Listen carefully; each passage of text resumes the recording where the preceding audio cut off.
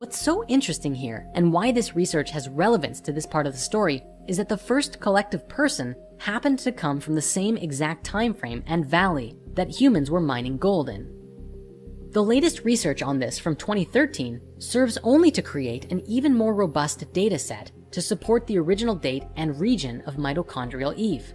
Isn't it so remarkable that the original theory and still prevalent out of Africa theory of human origin just so happens to point to the same valley where the Sumerian records say that it all started? Coincidence? You decide. Let's now bring ourselves back to the story, sometime around 200 to 300,000 years ago, when Enki created humanity. If you are knowledgeable of Greek mythology, this part of the story sounds very familiar to Prometheus, the ancient titan who created humanity out of clay.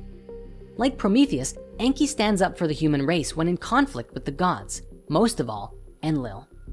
From a more scientific perspective, the tablets seem to depict Enki as a geneticist who used some form of advanced technology to clone and create this new kind of human. There's even tablet images that depict a pattern that looks an awful lot like a DNA strand.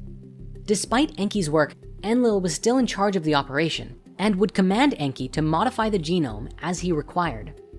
Sitchin explains that the combination of earthly clay mixed with divine blood to create the prototype of man is firmly established by the Mesopotamian texts.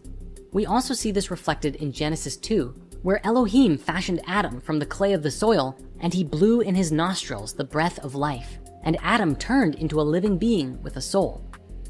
The Hebrew term commonly translated as soul here is nephesh, that elusive spirit that animates a body and seemingly abandons it when the physical form dies. Interestingly, the term Adama, after which the name Adam was coined, originally meant not just any earth or soil, but specifically dark red soil. The Hebrew name for the color red is also Adam, which stems from the word for blood. This name Adam employed a Sumerian linguistic play of double meanings. The Adam could mean several things: one of the earth, one made of dark red soil, and especially the one made of blood. The Sumerian texts also speak of attempts to craft a perfect primitive worker, which along the way resulted in deformed humans created by Enki and the mother goddess Ninhursag, which you might remember from her other name in the Babylonian story, Damkina. Essentially, in an attempt to perfectly match the genome of their human prototypes with the Anunnaki, there were some mistakes that were made along the way through a process of trial and error. Ninhursag also has another name called Ninmah, and in one particular ancient story called Enki and Ninmah, describes a bunch of awkward failures.